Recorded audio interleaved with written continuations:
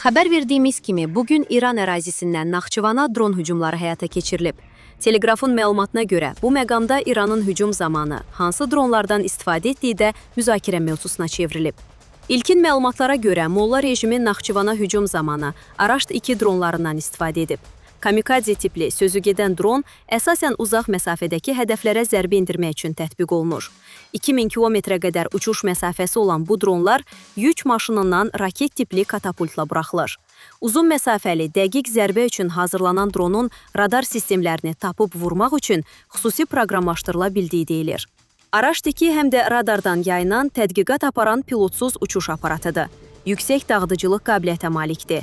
Araşt-2 dronu ilk dəfə 2019-cu ildə təqdim edilib. İran ordusunun istifadəsinə isə təxminən 2020-ci ildən daxil edildiyi bildirilir. Bu model əvvəlki Araş-1 kamikadze dronunun daha böyük və daha uzaq mənzilli versiyasıdır. Hərbi analitiklər belə kamikadze dronların qiymətinin təxminən 100 min dollardan 300 min dollara qədər Amerika dolları dəyərində olduğunu bildirirlər. Başçısını itirən Molla rejimi başını da itirib. İranın Naxçıvana dron hücumu etməsinin başqa izahı yoxdur. Təsəvvür edin, Prezident İlham Əliyevin İranın ali liderinin ölümü ilə bağlı bu ölkənin Bakıdakı səfirliyini ziyarət etməsindən, başsağlığı verməsindən heç bir sutka ütməyib. Dünən Azərbaycanın dövlət başçısının əlini sıxan, ziyarətə görə təşəkkürünü bildirən səfir Müçtəba Dərmiçilu bugün isə riyakar hücumla bağlı Azərbaycan Xarici İşlər Nazirliyinə çağırılıb.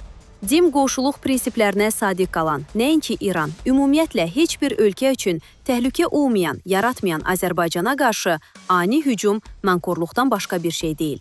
Çünki Azərbaycan digər ölkələrə olduğu kimi İrana da humanitar yardım göndərməyi planlaşdırırdı. Azərbaycan dövləti insan faktorunu düşündüyü halda İranın Molla rejimi dinc əhalimizi, mülki infrastrukturumuzu hədəf alır.